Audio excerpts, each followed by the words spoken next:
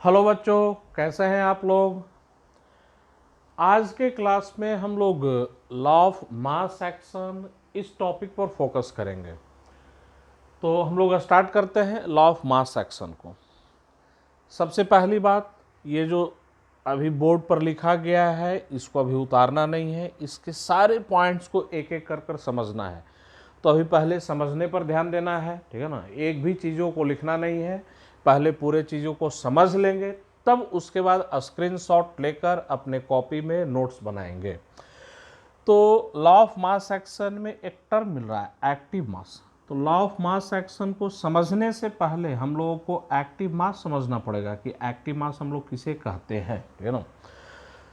तो active mass के बारे में केमिकल इक्विलिब्रियम में भी पढ़ाया गया है, लेकिन केमिकल इक्विलिब्रियम में 11th का टॉपिक है, हम लोग काइनेटिक्स 12th में पढ़ रहे हैं। हो सकता है कि हम लोग एक्टिव मास के बारे में भूल चुके हों। तो एक बार एक्टिव मास को हम लोग थोड़ा याद करें। एक्टिव मास हम लोग किसे कहते हैं। तो आइडियल गैस के लिए एक्टिव मास उसके मोलर कॉन्सेंट्रेशन या पार्शियल प्रेशर दोनों में से जो भी डाटा दिया हुआ है उसको ले सकते हैं। अगर कोई स्पेसीज किसी सॉल्वेंट में डिसॉल्व है तब उसका एक्टिव मास हम लोग उसका मोलर कॉन्सेंट्रेशन लेते हैं।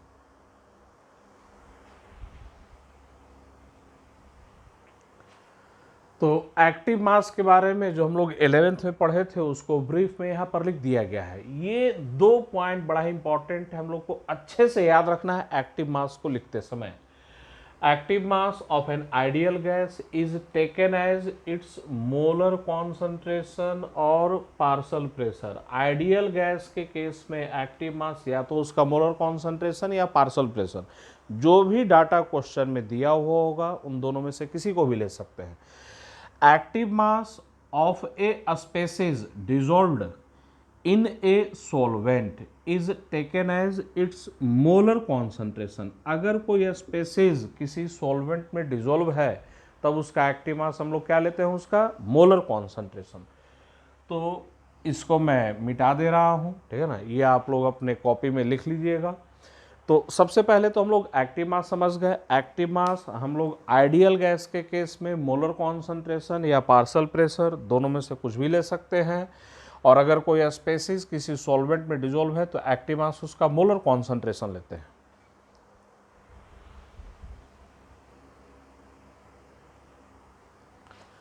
अब हम लोग लॉ ऑफ मास एक्शन को समझते हैं। लॉ ऑफ मास एक्शन को समझने के लिए हम लोग एक इन जनरल रिएक्शन का एग्जांपल लेते हैं। Consider a general reaction.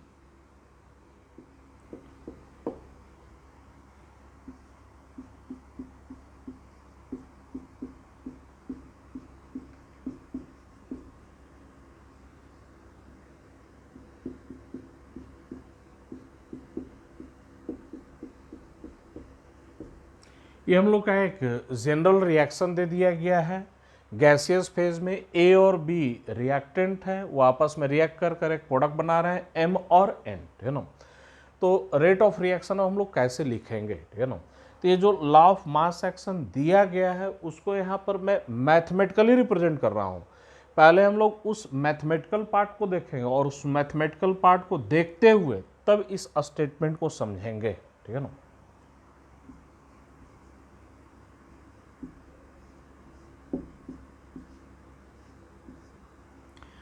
अब ये जो मैथमेटिक्स हम लोग का यहाँ पर लिखा गया उस पर ध्यान दें। ये क्या बतला रहा है, तो ये ए का एक्टिव मास बतला रहा है। ये क्या बतला रहा है, ये बी का एक्टिव मास बतला रहा है। ये ए और बी के एक्टिव मास का क्या हो गया, प्रोडक्ट मल्टीप्लिकेशन हो गया, ठीक है ना। तो ए और बी के एक्टिव मास का प्रोडक्ट मल्टीप्लिकेशन, और ये आर जो सिंबल लिया गया है रेट ऑफ रिएक्शन के लिए। अब ये जो मैथमेटिक्स दिखाया गया है इसे हम लोग सेंटेंस के फॉर्म में पढ़ते हैं। R rate of reaction is directly proportional to product multiplication of active mass of reactant. तो इस केमिकल रिएक्शन में ए और बी रिएक्टेंट है, तो रिएक्टेंट के एक्टिव मास का प्रोडक्ट। अब यहां से सेंटेंस को हम लोग पढ़ते हैं। According to law of mass action rate of chemical reaction is directly proportional to R is directly proportional to, किसका डायरेक्टली प्रोपोर्शनल? तो product of active mass of reactants, reactants के एक्टिव मास के product के directly proportional. Next आगे चलते हैं। Each raised by the suitable power, प्रत्येक का हमें यहाँ पर सुटेबल पावर भी देना है। Etch raised by the suitable power, suitable power which is determined experimentally, बड़ा ही इंपॉर्टेंट पॉइंट है। यहाँ जो हम लोग पावर देंगे वो पावर किससे डिटरमाइन होता है? तो एक्सपेरिमेंट से डिटरमाइन होता है, एक सुटेबल पावर। तो यहाँ पर ए का सुटेबल पावर x दे रहे हैं, बी का सुटेबल पावर यहाँ पर y दे रहे हैं। ये जो पावर है x और y, हमेशा ध्यान में रखना है, ये पावर x और y ये कोफिशिएंट के बराबर हो भी सकता है, नहीं भी हो सकता है। पावर जब भी देंगे ये कोफिशिएंट को देखकर नहीं देंगे, ये पावर हमेशा एक्सपेरिमेंट से डिटरमाइन होता है। इक्वल टू का साइन दे तो R इक्वल टू के एक्टिव मास ऑफ A की power x, active mass of B की पावर y। इसको हम लोग कह रहे हैं इक्वेशन फर्स्ट। ये जो इक्वेशन फर्स्ट है इसे हम लोग रेट लॉ भी कहते हैं। रेट लॉ वैसे एक्सप्रेशन को बोला जाता है जिसमें रेट ऑफ रिएक्शन और एक्टिव मास के बीच में एक रिलेशनशिप हो। तो equation first is called rate law expression. Equation first is called rate law expression. यहाँ जो हम लोग का प्रोपोर्शनली कांस्टेंट है k, इसे हम लोग रेट कांस्टेंट या वेलोसिटी कांस्टेंट या स्पेसिफिक रिएक्शन रेट भी बोला जाता है। तो k इज ए कांस्टेंट जिसे हम लोग रेट कांस्टेंट भी कहते हैं या वेलोसिटी कांस्टेंट भी बोला जाता है, वेलोसिटी कांस्टेंट भी कहते हैं, या k को हम लोग स्पेसिफिक रिएक्शन रेट भी बोलते हैं। चलते हैं और भी डिटेल में हम लोग चलें।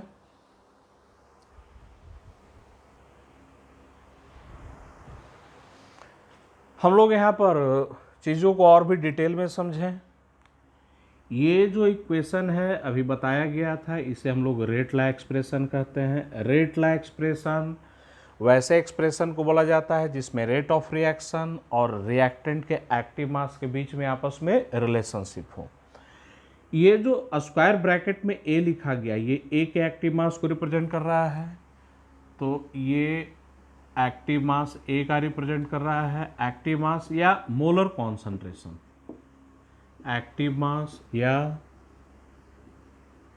मोलर कॉन्सेंट्रेशन ऑफ ए, ये हम लोग का बी का एक्टिव मास को रिप्रेजेंट कर रहा है। एक्टिव मास या molar concentration of B, active mass या मोलर कॉन्सेंट्रेशन ऑफ बी। आर ये हम लोग का रेट ऑफ रिएक्शन है, आर हम लोग का रेट ऑफ रिएक्शन। हम लोग और भी डिटेल में आते हैं के पर। के इज ए कांस्टेंट जिसे हम लोग क्या नाम दिए हैं? रेट कांस्टेंट या वेलोसिटी कांस्टेंट या स्पेसिफिक रिएक्शन रेट। अगर पूछा जाए यहाँ पर के का वैल्यू, ठीक है ना, के का वैल्यू जितना ज़्यादा होगा, के का वैल्यू जितना ज़्यादा होगा रिएक्शन का रेट भी उतना ही ज़्यादा होगा, ठीक है ना। तो के का लार्ज वैल्यू अगर मिले किसी क्वेश्चन में तो के का लार्ज वैल्यू क्या इंडिकेट करेगा? रिएक्शन का रेट भी उतना ही ज़्यादा है। तो के का लार्ज वैल्यू फास्ट रिएक्शन को इंडिकेट करता है, और के की वैल्यू जितनी कम होगी, के की वैल्यू जितनी कम होगी, आर का वैल्यू भी उतना ही कम होगा। तो के का लो वैल्यू, जितना वैल्यू लो होगा आर का वैल्यू भी लो होगा। तो के का लो वैल्यू क्या इंडिकेट करेगा? Slow reaction. तो के का इंपॉर्टेंस, ठीक है ना, अगर के का लार्ज वैल्यू देखें वो फास्ट रिएक्शन को इंडिकेट करता है, के का लो वैल्यू देखें तो वो स्लो रिएक्शन को इंडिकेट करता है। आगे प्रोसीड करने से पहले एक पॉइंट के बारे में, रेट कांस्टेंट के बारे में एक पॉइंट हमें बिल्कुल अभी से ही यहाँ पर कंठस्थ कर कर चलना है। यहाँ पर इस एक्सप्रेशन को देखें, इक्वेशन फर्स्ट को, तो ऐसे देखने पर ये हमें एक गलत कंक्लूजन दे सकता है कि के का वैल्यू ए और बी के कॉन्सेंट्रेशन पर क्या करेगा, डिपेंड करेगा। बिल्कुल नहीं, हमेशा ध्यान में रखना है रेट कांस्टेंट का वैल्यू रिएक्टेंट के कॉन्सेंट्रेशन पर या प्रेशर पर या number of moles per depend नहीं करता है। रेट कांस्टेंट का वैल्यू दो चीज़ों पर डिपेंड करता है, टेम्परेचर और कैटलिस्ट पर। किसी भी पर्टिकुलर रिएक्शन का जो रेट कांस्टेंट होता है वो रिएक्शन के टेम्परेचर और कैटलिस्ट पर डिपेंड करता है।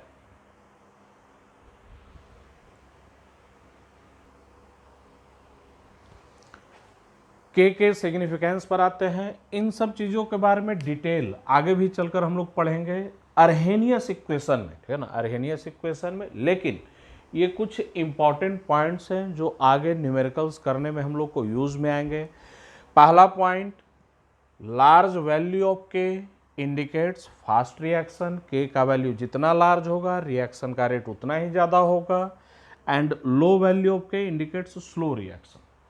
सेकेंड पॉइंट पर आते हैं, बड़ा ही इंपॉर्टेंट पॉइंट है, कभी भी मिसलीड नहीं होना है। जैसे हम लोग यहाँ पर रेट ला लिखते हैं आर इक्वल टू के ए की पावर एक्स बी की पावर वाई, ठीक है ना, तो यहाँ से गलत कंक्लूजन निकाल लेते हैं।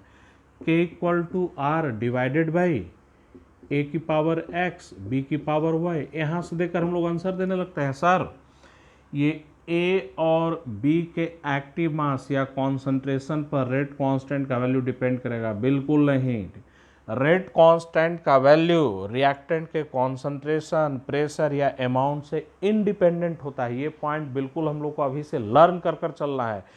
के का वैल्यू रिएक्टेंट के कॉन्सेंट्रेशन या प्रेशर या नंबर ऑफ मोल्स या अमाउंट से इंडिपेंडेंट होता है। फॉर ए गिवन रिएक्शन, किसी पर्टिकुलर रिएक्शन की बात करें तो के का वैल्यू दो चीज़ों पर डिपेंड करता है, temperature and catalyst. For a given reaction value of k is dependent upon temperature and catalyst. ये बिल्कुल अच्छे से याद कर कर चलना है।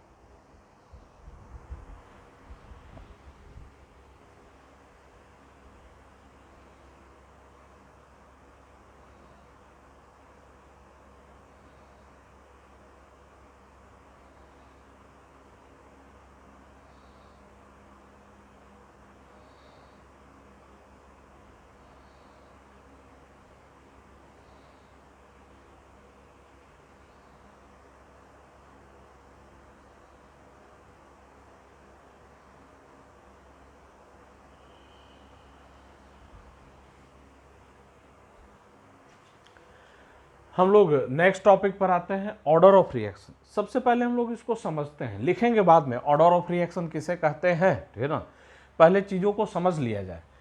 तो अभी हम लोग का एक जनरल रिएक्शन लिया गया था, ए और बी ये रिएक्ट कर कर क्या बना रहे थे, एम और एन। ये रिएक्ट कर कर एम और एन बना रहे थे और law of mass action use कर कर इस रिएक्शन का रेट हम लोग का ये आया था, rate of reaction R equal to K concentration of A की power X concentration of B की पावर वाई। अब ऑर्डर ऑफ रिएक्शन किसे कहते हैं उसको हम लोग समझें। ये जो ए का पावर एक्स दिया गया और बी का पावर जो वाई दिया गया, इसी को ऑर्डर बोला जाता है। तो ये जो पावर दिया गया है एक्स और वाई, इसी को हम लोग ऑर्डर बोलते हैं। ये एक्स ऑर्डर हो गया रिएक्टेंट ए के रेस्पेक्ट में, वाई ऑर्डर हो गया रिएक्टेंट बी के रेस्पेक्ट में। तो किसी पर्टिकुलर रिएक्टेंट के रेस्पेक्ट में जो ऑर्डर होता है उसे पार्शल ऑर्डर भी बोला जाता है। तो partial order of A is X, partial order of B is Y. और प्रत्येक कंपोनेंट, प्रत्येक रिएक्टेंट, प्रत्येक स्पेसिस के ऑर्डर का जो सम होता है उसे हम लोग बोलते हैं ओवरऑल ऑर्डर ऑफ रिएक्शन।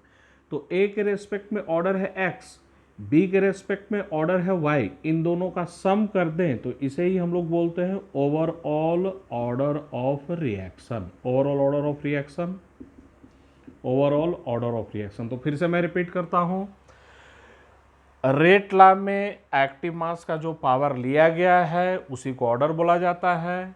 ए का पावर यहाँ पर x है तो ए के रेस्पेक्ट में ऑर्डर x हुआ, बी का पावर यहाँ पर y है तो बी के रेस्पेक्ट में ऑर्डर y हुआ।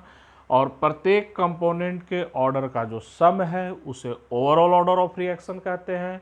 और किसी पर्टिकुलर कंपोनेंट के रेस्पेक्ट में जो ऑर्डर लिखा गया है उसे हम लोग क्या बोलते हैं, पार्सल ऑर्डर भी बोलते हैं।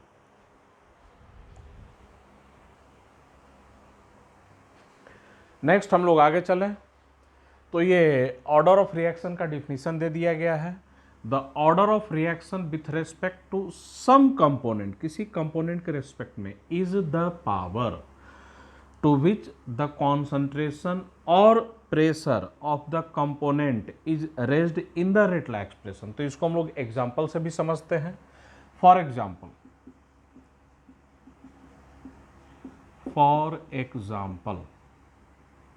ये हम लोग का ये रिएक्शन ले लिया गया है, ए और बी आपस में रिएक्ट कर कर प्रोडक्ट्स का फॉर्मेशन कर रहे हैं और इसका रेटला दे दिया गया R इक्वल टू के, ए की पावर x और b की पावर y। तो जैसा कि अभी बताए थे, ए के रेस्पेक्ट में ऑर्डर कितना हो जाएगा तो x, b के रेस्पेक्ट में ऑर्डर कितना हो जाएगा y। तो order of reaction with respect to A, ये हम लोग का हो गया x। Order of reaction with respect to b, ये हम लोग का कितना हो गया y। और ओवरऑल ऑर्डर किसे कहते हैं, the overall order of reaction is the sum of orders of all component, प्रत्येक कंपोनेंट के ऑर्डर का जो सम है उसी को हम लोग ओवरऑल ऑर्डर ऑफ रिएक्शन कहते हैं। तो overall order of reaction, overall order of reaction ये कितना हो जाएगा हम लोग का x प्लस वाई। और ऑर्डर के बारे में एक important point law of mass action के टाइम पर बताया गया था, ये ऑर्डर x और y कोफिशिएंट के बराबर हो भी सकता है और नहीं भी हो सकता है, ये एक्सपेरिमेंट से डिटरमाइंड होते हैं। तो ये जो ऑर्डर होते हैं वो एक्सपेरिमेंट से डिटरमाइंड होते हैं, जो कि कोफिशिएंट के बराबर हो भी सकते हैं और नहीं भी हो सकते हैं। तो हम लोग आते हैं अब ऑर्डर के कैरेक्टरिस्टिक्स पर, कुछ इंपॉर्टेंट पॉइंट समझते हैं ऑर्डर के बारे में।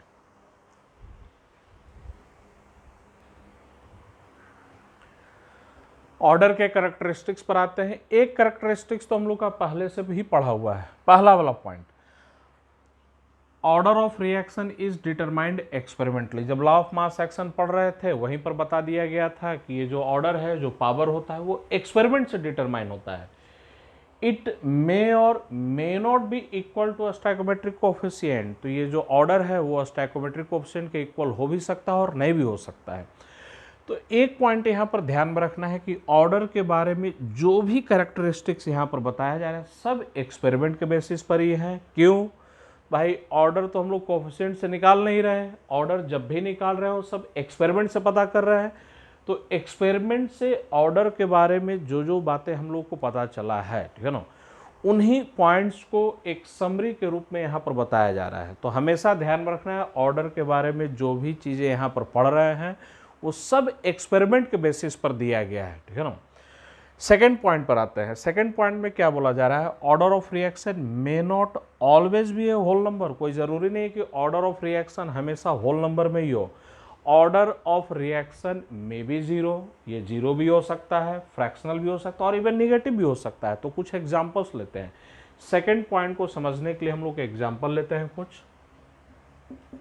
पहला एग्जांपल, CH3CHO का डिकम्पोजिशन हो रहा है 723 केल्विन पर। ये मीथेन गैस और कार्बन मोनोऑक्साइड गैस बन रहा है। एक्सपेरिमेंट से हम लोग क्या देखते हैं कि इस रिएक्शन का रेट R इक्वल टू के, एसिटाल्डिहाइड के कॉन्सेंट्रेशन का पावर कितना 1.5। तो अगर यहाँ पर पूछा जाए एसिटाल्डिहाइड के रेस्पेक्ट में रिएक्शन का ऑर्डर कितना है 1.5, तो यहाँ पर ऑर्डर फ्रैक्शन में है। तो order of reaction equal to 1.5। तो यहाँ पर ऑर्डर हम लोग का होल नंबर में नहीं है, फ्रैक्शन में है। सेकंड एग्जाम्पल पर हम लोग आते हैं। सेकंड एग्जाम्पल पर चलें। ओजोन का कन्वर्जन ऑक्सीजन में, ओजोन का कन्वर्जन ऑक्सीजन में एक्सपेरिमेंट के बेसिस पर इस रिएक्शन का रेट ला दिया जा रहा है। इस रिएक्शन का रेट ला O3 का कॉन्सेंट्रेशन, उसका स्क्वायर, O2 की पावर कितना -1। तो अगर यहाँ पर पूछा जाए O2O3 ओजोन के रेस्पेक्ट में ऑर्डर कितना, तो ये 2 है, और वही ऑक्सीजन के रेस्पेक्ट में ऑर्डर पूछा जाए तो कितना है हम लोग का, -1 है, और ओवरऑल ऑर्डर पूछे तो ओवरऑल ऑर्डर प्रत्येक कंपोनेंट के ऑर्डर का सम। तो order of reaction with respect to O3 के रेस्पेक्ट में order 2, order of reaction with respect to O2 उसके रेस्पेक्ट में ऑर्डर -1, और ओवरऑल ऑर्डर ऑफ रिएक्शन तो ये कितना आ जाएगा हम लोग का, तो इनका सम 2 - 1 = 1। एक इंपॉर्टेंट पॉइंट हम लोग को यहाँ पर ये ध्यान में रखना है, ओवरऑल ऑर्डर ऑफ रिएक्शन आज तक निगेटिव नहीं पाया गया है। ये O2 के रेस्पेक्ट में ऑर्डर जो हम लोग निगेटिव में देख रहे हैं, तो पार्शल ऑर्डर वो निगेटिव मिलता है, लेकिन overall order of reaction till date आज तक निगेटिव नहीं पाया गया है।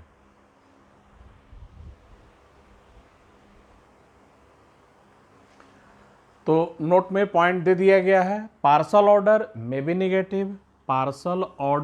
निगेटिव, किसी पर्टिकुलर कंपोनेंट के रेस्पेक्ट में ऑर्डर निगेटिव हो सकता है, but overall order of reaction has not been found negative till date. तो ये पॉइंट ध्यान रखना है, ओवरऑल ऑर्डर रिएक्शन का आज तक निगेटिव नहीं पाया गया है। चलिए हम लोग आते हैं थर्ड पॉइंट पर, किसी पर्टिकुलर रिएक्शन का ऑर्डर फिक्स नहीं होता है, वो चेंज भी हो सकता है। कोई पर्टिकुलर रिएक्शन हो, एक्सपेरिमेंटल कंडीशन, प्रेशर, कॉन्सेंट्रेशन या टेम्परेचर को चेंज करने पर उस पर्टिकुलर रिएक्शन का ऑर्डर में चेंज। तो ऑर्डर ऑफ रिएक्शन में change with the change of experimental conditions like pressure और कॉन्सेंट्रेशन और टेम्परेचर। इसको हम लोग एक एग्जाम्पल से समझते हैं। एक एग्जाम्पल लेते हैं, साइक्लोप्रोपेन, ये हम लोग का साइक्लोप्रोपेन है, और एक साइक्लोप्रोपेन से हम लोग का प्रोपीन का फॉर्मेशन हुआ। आइसोमेराइजेशन का रिएक्शन है, ये हम लोग का आइसोमेराइजेशन का रिएक्शन है।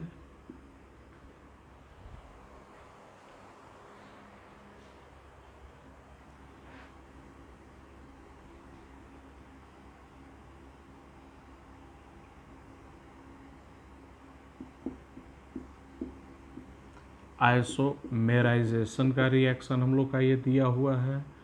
साइक्लोप्रोपेन का कन्वर्जन ये प्रोपीन में हुआ है।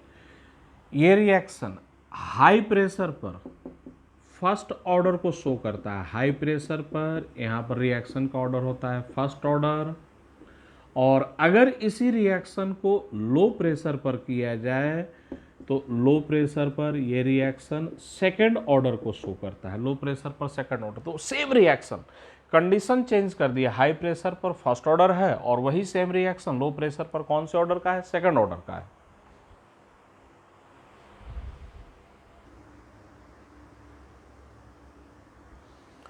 नेक्स्ट पॉइंट पर हम लोग आते हैं, ऑर्डर ग्रेटर देन 3, 3 से ज्यादा किसी रिएक्शन का ऑर्डर बहुत ही रेयरली ऑब्जर्व होता है।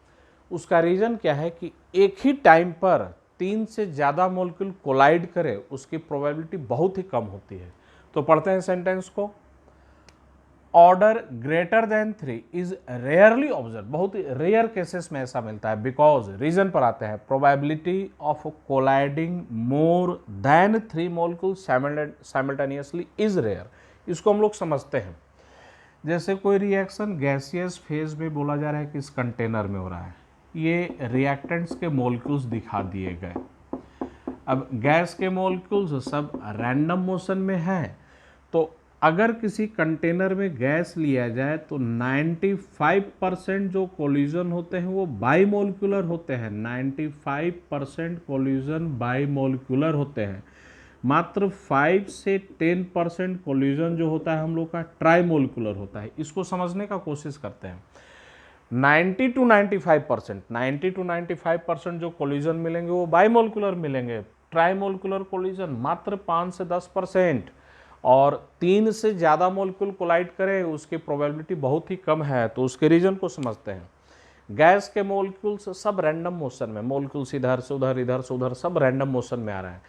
तो कोई 2 मॉलिक्यूल आए, कोलाइड कर गए, ये हम लोग का बाइमोलिकुलर कोलिजन। एक मोलिक्यूल यहाँ पर है, कोई इधर से आया, कोई इधर से आया, कोई इधर से आया, तो भाई जब भी कोलिजन होगा तो बाइमोलिकुलर तो कन्फर्म है कि होगा ही होगा, ठीक है ना। लेकिन हाँ, दो मोलिक्यूल ऐसे आ रहे थे और साइमल्टेनियसली ऊपर से एक तीसरा मोलिक्यूल आकर कोलाइड कर जाए, तो इसको ऐसे समझें, ये हम लोग का दो मोलिक्यूल है, ये ऐसे आए कोलाइड कर गए। अब ट्राइमोलिकुलर कोलिजन होने के लिए, ठीक है ना, कुछ डायरेक्शंस, कुछ लिमिटेशंस आ जाएंगे। ट्राइमोलिकुलर कोलिजन तभी होगा जब तीसरा मोलिक्यूल ऊपर से आए या इधर से आए। अगर तीसरा मोलिक्यूल यहाँ आकर कोलाइड किया तो ट्राइमोलिकुलर कोलिजन नहीं होगा, ठीक है ना। तो ट्राइमोलिकुलर कोलिजन होने के लिए कुछ डायरेक्शंस का लिमिटेशंस हो गया, जिसके कारण से ट्राइमोलिकुलर कोलिजन की संख्या घट जाएगी। ट्राइमोलिकुलर कोलिजन कब हो सकता है? इधर से कोलाइड किया, नीचे से कोलाइड कर जाए, ऊपर से कोलाइड कर जाए। अगर इधर से कोई मोलिक्यूल यहाँ कोलाइड किया तो ये ट्राइमोलिकुलर कोलिजन नहीं होगा। तो हमेशा ध्यान में रखना है, ट्राइमोलिकुलर कोलिजन होने के लिए डायरेक्शंस का लिमिटेशंस हो गया। अब ये बोला जाए ये एक हम लोग का ट्राइमोलिकुलर कोलिजन है, तो तीन मोलिक्यूल्स आपस में कोलाइड कर रहे हैं। अब तीन से ज़्यादा मोलिक्यूल, चार मोलिक्यूल कोलाइड करें तो यहाँ पर भी डायरेक्शंस का लिमिटेशंस बहुत ही ज़्यादा हो गया। एक चौथा मोलिक्यूल्स यहाँ से आए तभी ये कोलिजन टेट्रामोलिकुलर बोला जाएगा। कोई मोलिक्यूल्स आया यहाँ कोलाइड कर गया, ये बाइमोलिकुलर कोलिजन है। यहाँ आकर कोलाइड कर गया, ये ट्राइमोलिकुलर कोलिजन है, ठीक है ना। हाँ, इधर से पीछे से आकर कोलाइड किया, ये टेट्रामोलिकुलर कोलिजन है। तो ज़रा गौर से सोचना है, क्या टेट्रामोलिकुलर कोलिजन के लिए डायरेक्शंस का लिमिटेशंस मात्र दो रह गया है, एक इधर से और एक इधर से, ठीक है ना। तो ऐसी प्रोबेबिलिटी, चांसेस कि चार मोलिक्यूल आए। चार मोलिक्यूल कैसे आए? दो ऐसे आया, तीसरा इधर से आया और चौथा इधर से आया, और एक ही टाइम पर ऐसा घटना होना चाहिए, तब जाकर वो कोलिजन क्या कहलाएगा हम लोग का? टेट्रामोलिकुलर, ठीक है ना। तो उसके चांसेस बहुत ही कम होते हैं, ठीक है ना। तो 5 से 10% जो कोलिजन होता है वो ट्राइमोलिकुलर होता है, 90 to 95% कोलिजन बाइमोलिकुलर। 3 से ज़्यादा मोलिक्यूल्स कोलाइड करे वो प्रोबेबिलिटी बहुत ही कम होती है, रेयर होती है। इसी कारण से ऑर्डर 3 से ज़्यादा वो बहुत ही रेयर केसेस में पाया जाता है।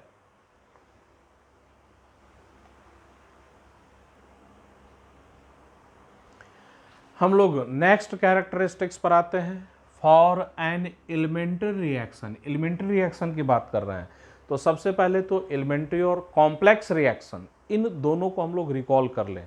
तो जो रिएक्शन एक सिंगल स्टेप में होता है उसे एलिमेंट्री रिएक्शन कहते हैं, और जो रिएक्शन एक से ज़्यादा स्टेप में होता है उसे हम लोग कॉम्प्लेक्स रिएक्शन कहते हैं। तो यहाँ पर क्या बताया जा रहा है? For an elementary reaction order and coefficient is same. तो अगर कोई रिएक्शन एलिमेंट्री है तो वहाँ पर ऑर्डर और कोफिशिएंट क्या रहेगा? सेम रहेगा। बट लेकिन for complex reaction order and coefficient may or may not be equal. तो किसी कॉम्प्लेक्स रिएक्शन के लिए ऑर्डर और कोफिशिएंट बराबर हो भी सकता है और नहीं भी हो सकता है। इसको हम लोग एग्जाम्पल से समझते हैं। एक एग्जाम्पल लेते हैं। फॉर एन एलिमेंट्री रिएक्शन, एक एलिमेंट्री रिएक्शन लिया जा रहा है, 2A + B से C बन रहा है। तो एक हाइपोथेटिकल एलिमेंट्री रिएक्शन लिया गया है, A और B रिएक्ट कर कर क्या बना दे रहे हैं? C बना दे रहे हैं। A का कोफिशिएंट है 2, तो A के रेस्पेक्ट में ऑर्डर हो जाएगा 2। B का कोफिशिएंट है 1, तो B के रेस्पेक्ट में ऑर्डर हो जाएगा 1। हमेशा ध्यान में रखना है, किसी भी एलिमेंट्री रिएक्शन में ऑर्डर और कोफिशिएंट बराबर होते हैं। तो A के रेस्पेक्ट में ऑर्डर होगा 2 उसके कोफिशिएंट के बराबर, B के रेस्पेक्ट में ऑर्डर हो जाएगा 1 उसके कोफिशिएंट के बराबर। तो हम लोग रेट लॉ को लिख सकते हैं, R = K। A का पावर, तो जो हम लोग ऑर्डर देंगे वो कोफिशिएंट के बराबर, तो A का स्क्वायर। B का पावर, तो जो ऑर्डर होगा वो कोफिशिएंट के बराबर 1। तो ये हुआ एलिमेंट्री रिएक्शन। अब हम लोग कॉम्प्लेक्स रिएक्शन का एक एग्जाम्पल लें। फॉर ए कॉम्प्लेक्स रिएक्शन, एक कॉम्प्लेक्स रिएक्शन का एग्जांपल लिया गया है, E + 2F से हम लोग का G का फॉर्मेशन हो रहा है। ये एक कॉम्प्लेक्स रिएक्शन का एग्जांपल है। अब यहाँ पर हम लोग श्योर नहीं है, कॉम्प्लेक्स रिएक्शन के केस में ऑर्डर और कोफिशिएंट बराबर हो भी सकता है और नहीं भी हो सकता है। तो ई के रेस्पेक्ट में ऑर्डर 1 होगा या नहीं होगा वो श्योर नहीं है भाई, ऑर्डर तो एक्सपेरिमेंट से आता है। वैसे ही एफ के रेस्पेक्ट में ऑर्डर 2 होगा या नहीं होगा वो भी हम लोग श्योर नहीं है। तो इसका रेटला हम लोग कैसे लिखेंगे, तो R इक्वल टू के, ई का पावर 1 नहीं देंगे, हम लोग बिल्कुल श्योर नहीं है कि ई के रेस्पेक्ट में ऑर्डर 1 होगा या नहीं होगा, तो हम लोग इसको x से रिप्रेजेंट कर दे रहे हैं, और f के रेस्पेक्ट में हम लोग y से रिप्रेजेंट कर दे रहे हैं। x may or may not be equal to 1, x 1 के बराबर हो भी सकता है और नहीं भी हो सकता है, y may or may not be equal to 2। तो हमेशा ध्यान में रखना है, अगर कोई एलिमेंट्री रिएक्शन है तो एलिमेंट्री रिएक्शन के केस में ऑर्डर और कोफिशिएंट सेम होते हैं। कॉम्प्लेक्स रिएक्शन के केस में ऑर्डर और कोफिशिएंट सेम हो भी सकता है और नहीं भी हो सकता है। फिफ्थ पॉइंट को लेकर हम लोग कुछ और कॉन्सेप्ट के थोड़ा डीप में चलें, थोड़ा डिटेल में हम लोग चलते हैं कॉन्सेप्ट के।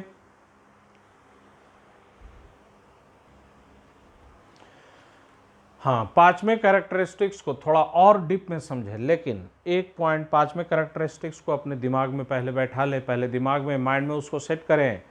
एलिमेंट्री रिएक्शन के केस में ऑर्डर और कोफिशिएंट सेम होता है, और कॉम्प्लेक्स रिएक्शन के केस में ऑर्डर और कोफिशिएंट सेम हो भी सकता है और नहीं भी हो सकता है। ये दो हाइपोथेटिकल एग्जांपल दिए गए हैं कॉन्सेप्ट को क्लियर करने के लिए। फॉर ए रिएक्शन, अब इस रिएक्शन के बारे में ये नहीं बताया गया है कि ये एलिमेंट्री है या कॉम्प्लेक्स है, हमें बिल्कुल भी नहीं पता है कि ये रिएक्शन एलिमेंट्री है या कॉम्प्लेक्स है। हाँ, एक्सपेरिमेंट के बेसिस पर इसका रेटला दे दिया गया। अब हम लोग को कमेंट करना है इस रिएक्शन पर, 2A से जो B बन रहा है इस रिएक्शन पर हमें कमेंट करना है कि ये रिएक्शन एलिमेंट्री होगा या कॉम्प्लेक्स होगा। खुद से सोचिए, आंसर दीजिए खुद से कि ये एलिमेंट्री होगा या कॉम्प्लेक्स होगा। हम लोग बिल्कुल कमेंट नहीं कर सकते हैं कि ये रिएक्शन एलिमेंट्री है या कॉम्प्लेक्स है। कुछ स्टूडेंट सोच रहे होंगे सर यहाँ तो ऑर्डर और कोफिशिएंट दोनों मैच कर गया, तो भाई ऑर्डर और कोफिशिएंट दोनों मैच कर गया हो तो कॉम्प्लेक्स रिएक्शन में भी होता है ना। और अगर ये रिएक्शन एलिमेंट्री है तो एलिमेंट्री है तब तो ऑर्डर और कोफिशिएंट तो बराबर होगा ही होगा। लेकिन यही तो क्वेश्चन में नहीं बताया गया कि ये एलिमेंट्री है या कॉम्प्लेक्स है, बस ये रिएक्शन दे दिया गया है, एक्सपेरिमेंट के बेसिस पर इसका रेटला दे दिया गया और पूछ रहा है कि रिएक्शन कैसा होगा। तो ये कॉम्प्लेक्स रिएक्शन भी हो सकता है, क्योंकि कॉम्प्लेक्स रिएक्शन के केस में भी ऑर्डर और कोफिशिएंट बराबर हो सकते हैं, है ना। और एलिमेंट्री होगा तो मस्ट है कि ऑर्डर और कोफिशिएंट तो बराबर ही होगा, तो हम लोग कंफर्म नहीं है ना। तो ये अबव रिएक्शन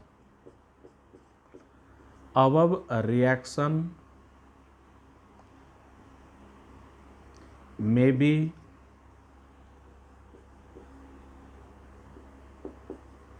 एलिमेंट्री और कॉम्प्लेक्स। तो यहाँ से एक कंक्लूजन हम लोग का निकला, अगर किसी रिएक्शन में स्टैकोमेट्री और कोफिशिएंट अगर किसी रिएक्शन में स्टैकोमेट्री कोफिशिएंट और ऑर्डर दोनों मैच कर जाएं तो तुरंत कूद कर कंक्लूजन पर नहीं पहुंच जाना है कोई एलिमेंट्री रिएक्शन ही होगा, जैसे यहाँ के एग्जांपल में, है ना। तो अगर किसी रिएक्शन में स्टैकोमेट्री कोफिशिएंट और ऑर्डर मैच कर रहे हैं तो वो रिएक्शन हम लोग का एलिमेंट्री या कॉम्प्लेक्स दोनों में से कुछ भी हो सकता है। चलिए सेकंड एग्जांपल पर आते हैं। यहाँ कोफिशिएंट है 1, यहाँ ऑर्डर है 1.5। तो अगर ये रिएक्शन एलिमेंट्री होता तो इसका कोफिशिएंट कितना होना चाहिए था, 1, जो कि नहीं है, ठीक है ना।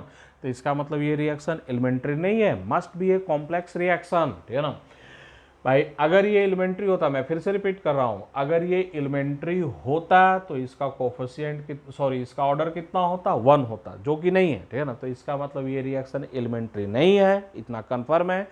तो जब हम लोग ये कन्फर्म हो गए कि ये रिएक्शन एलिमेंट्री नहीं है तो फिर कैसा है हम लोग का, कॉम्प्लेक्स रिएक्शन है। तो above reaction is a complex reaction, above reaction is a complex reaction, above reaction is a complex reaction. तो दूसरे एग्जाम्पल से क्या कंक्लूजन निकला तो अगर स्टैकोमेट्रिक कोफिशिएंट और ऑर्डर मैच नहीं करे तो रिएक्शन मस्ट बी, कैसा रिएक्शन होगा? कॉम्प्लेक्स रिएक्शन होगा। तो मैं फिर से दोनों कंक्लूजन को रिपीट कर रहा हूँ। स्टैकोमेट्रिक कोफिशिएंट और ऑर्डर मैच कर जाए तब रिएक्शन कॉम्प्लेक्स एलिमेंट्री कुछ भी हो सकता है, लेकिन स्टैकोमेट्रिक कोफिशिएंट और ऑर्डर मैच नहीं करे तो रिएक्शन मस्ट बी कैसा होगा? तो कॉम्प्लेक्स रिएक्शन होगा। थर्ड में चलते हैं,